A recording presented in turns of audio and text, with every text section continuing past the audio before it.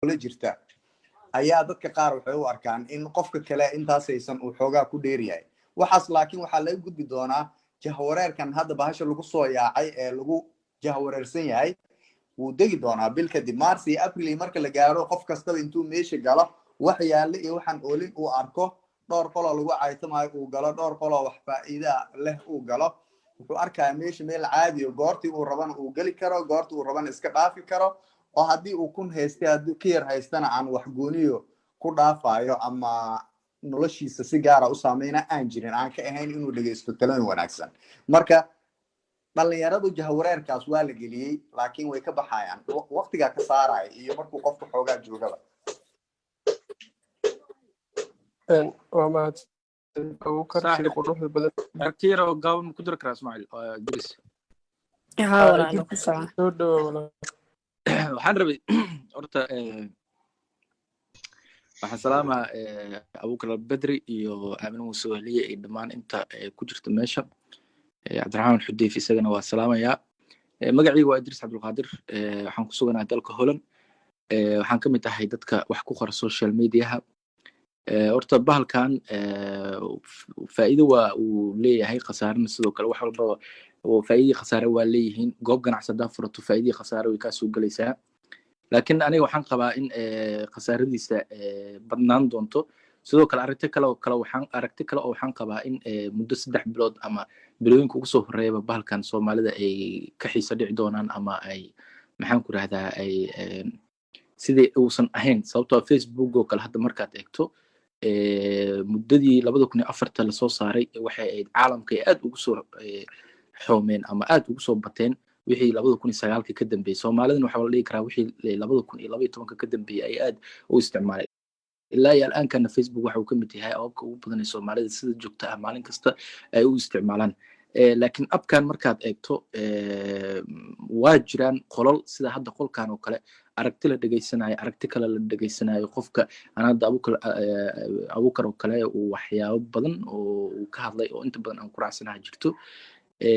laakiin aniga midda kaliya aan hadda aan diidanayo waxay tahay in Clubhouse uusan noqon doonin ab Soomaalida ay ku najaxaan sababtoo hadda markaan qiimeyn yar ku sameeyay qolalka qaarkood oo aan booqday oo aan in badan aan fiirinayay haddaad aragto 10 qol oo hadda furan oo Soomaali leedahay 6 ka mid ah waxaa laga yaabaa in oo looga hadlayo qabiil hadda xataa mid oo habeen hore muuqaalkiisa aan soo dejiyo waxaa jiro oo qaab qabiil la isugu caaynayo oo la isugu dejinayo oo wax la soo hadal qaadayo qol kale waxaa jiro oo follow iyo waxaas marka way yar tahay qolalka sida aragtida iyo maxaan ku dhahaa waxyaabaha la isaga faa'iideysanayo midaan followga ah iyadana ana waxaan u arkaa mangaabnimo sababtoo ah qof hebel intaas soo haystaa qof hebel intaas soo haystaa ma aha wax hadda oo muhiim ah sababtoo ah waxaa arkaysaa qof aqoon-yahan ah oo magac leh waaye arag ah in badan dalkan iyo maxaan ku rahdaa hadda Aamin oo kale haddaan ka soo hadal qaado hadda Aamin markaan ku dhufto kale way ku cusub tahay maxaan ku rahdaa maalmo kaliya ay leedahay ku dhawaad 700 qofood ayaa follow gareysay okay waxay ka dhigan tahay hebel oo haysta 2,000 ama 3,000 inuu ka magac sareeyo kana aqoon badan yahay kana waa aragsan yahay Aamina su'aashu waa maya laakiin waxa kaliya waxa waa la isku kala aragtoon yahay waxay tahay maxaa horta soo bandhigi kartaa maxaa ka hadli kartaa mowduucee soo bandhigi kartaa maxaa dadku u faa'iideyn kartaa khibradaada saxaafadda khibradaada qoraalnimo Abuukar oo kale waa qof qalinka wax badan ku hadla Aamin sidoo kale qalinkii afka labadaba ay ku hadashaa marka guud ahaan aniga fikirkeyga daciifka ah waxa weeye in Clubhouse uu leeyahay khasaare iyo faa'iido laakiin aan isleeyahay aragtideena ay tahay in muddooyinka ugu soo socda oo bilooyinka ugu soo horeeyo Soomaalida ay ka xiiso dhici doonaan oo ay ka daadan doonaan Clubhouse taasna aan u sababeynayo way fiican tahay haddii habeenka inta la soo galo oo qodob muhiim ah inta la arko qodobkii laga doodo oo okay laakiin dad waxaa jira oo subaxii kusoo kalaha galabtii kusoo kalaha hadla maxaan ku dhahaa waqti badan ku bixiya dooduna aysan ahayn doodo markaas dhaxalgal ah marka aniga kulley bahalkan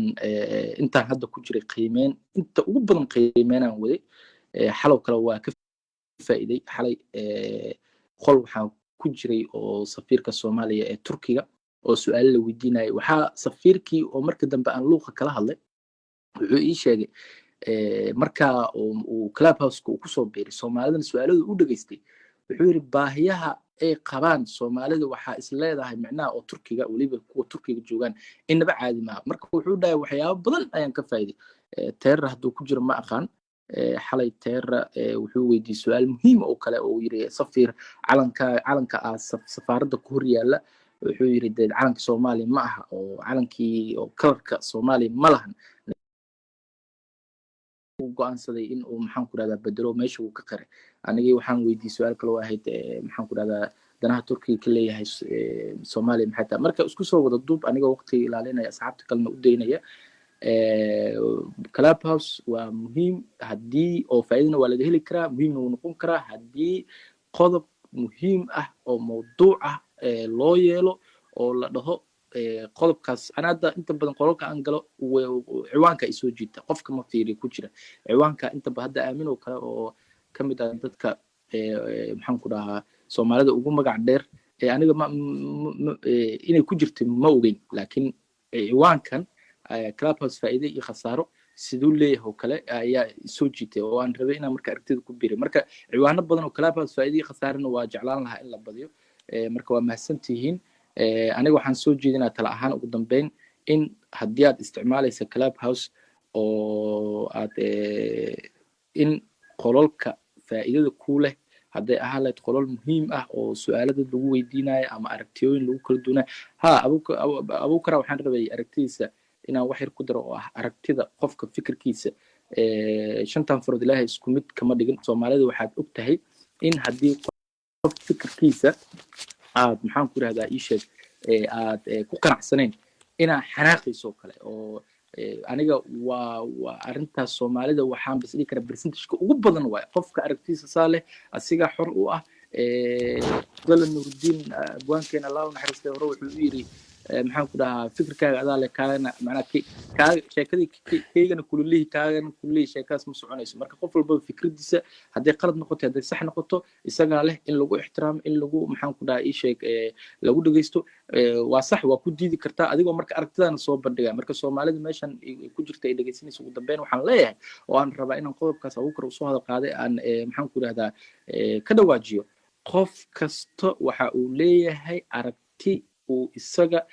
gaar u leeyahay oo uu xaqna u leeyahay aragtidaas inuu soo bandhigo adiga haddaa aragtida ku raacday waa sida la rabay haddaa ku raacidna inaa aragti kale soo bandhigto waa mahadsantiin dhammaantiin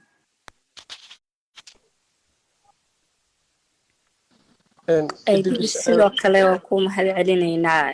waxa kale oo aan dhihi lahaa asxaabta wixii kale ee fikir tale iyo tusaale ku jira ayaguna ha nagu biiriyaan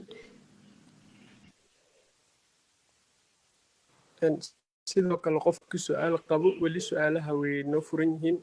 maama aamine ma soo heliyey ustaad abuukar albedri hadda waxaa nagu soo biiray munasar idriisna kor noo saaran yahay waa mahadsantihiin soo dhawaada qofkii su-aal qabo ilhaan ama garaayso ilhaan walaal hadal aad u mahadsantihiin waan salaamayaa guud ahaan walaalaha dhegeysanaya iyo mas-uuliyaasha barnaamijka ustaad بدري iyo Aamina Muuse aadam salaam iyo sagaara waxaad moodaysaa in maxaa la dhihi jiray wixii aan sheegi lahaay tala iyo tusaale iyo su'aalaba la taqadumay oo laga hormarsaday waxaan aad ugu mahad celinayaa ustaad Abuukar oo in badan maxaa la dhihi jiray barnaamijyadaas oo kale howlgeliya haddana maxaa la dhihi jiray application inkaas oo kale ah hawada inoo soo gelin doona leedankiis waan bogaadinayaa waan mahad celinayaa su-aasha aan weydiinaya waxay tahay su-aal ciwaankan faa'iidada iyo khasaaraha clubhouse ka baxsan waaye sidaan jeclahay haddii uu ustaadku baaray wax uu og yahana waan rajaynayaa inuu maxaa la dhihi jiray ama aan ka codsanaya inuu jahilbiyo applicationka waxaa la lahay ama barnaamijka waxaa la lahay waxaa lagu adeegsan karaa Apple-ka oo Android-ka laguma adeegsan karayo marka hore inkastoo gadaal maxaa la dhihi jiray links dadku baahinayaan oo kale nasoo gaareen oo maxaa la jira dadka androidka isticmaalo kale ay isku adeegsanayaan waxaa jira waxyaabo badan oo maxaa la jira barnaamij ma adeegsanayso kale qolada abalka isticmaalo kale ay heli karaan fursado badan ay heli karaan sida qofka inaad lug kala hadasho kale iyo waxaas oo kale laakiin androidka ma lahan oo kale oo keliya in meesha aad muuska saarayso iyo meesha aad groupka aad kaga baxayso bis uu leeyahay marka haddana waxaa ku jira taas intaa kasoo gudubto waxaa ku jira maxaa la dhihi jiray warar waxaa jira dhahaya yani qoladan androidka isticmaasha maadaama ay sugnimo ay ku adeegsanayaan mar dhow in laga xiraa laga yaabaa marka ustaadka waxaan jeclaan lahay androidka wax ku saabsan iyo maxaa la dhihi jiray yani barnaamijka soo shaqeynayo kale yani teleefanada caadi u adeegsan karo kale iyo waxaas xiritaanka kale dee jiraan oo kale inuu naga jahal bixiyo insha allah androidkan u hadlaya waxaan rajeynaa asxaab badan oo fikradaas qaba amba su-aashaas qabay oo androidka isticmaalaya inay meesha ku jiraan ustaad Abuukar kusoo dhawo aada u mahadsan tahay ilhaan waa ku mahad celinaya idrisna sidoo kale si fiican u dhigay asna waa u mahad celinaya tan in barnaamijka markii hore loo sameeyey qaab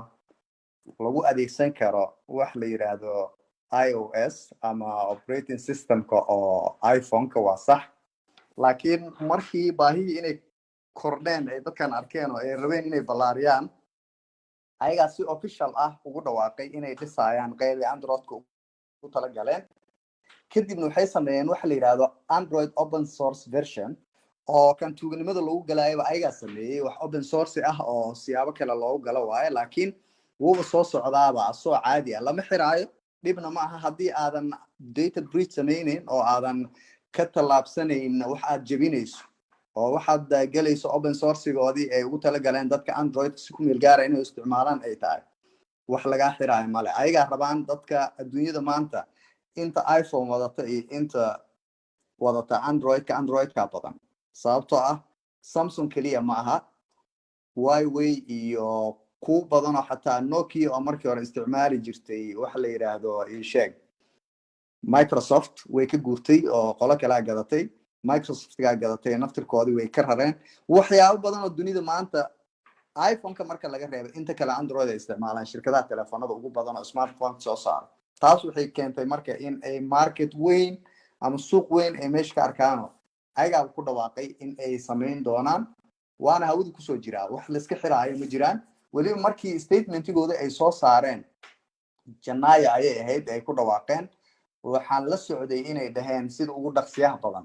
ayaan Android-na hawada ugu soo gareynaa marka walwal in Android-ka la xiraayo ma jiro waa niman ugu tala galay dadka dunida oo dhan in ay application-kooda ku soo xirmaan application-ka macnaha in lagu dhex isticmaalayo iPhone macnaheedu maaha iPhone inay leedahay iPhone ma laha application-ka waa mahadsantihiin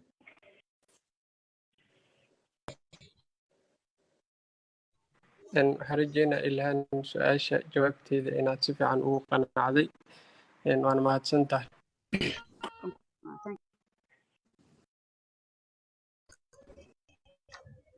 mahad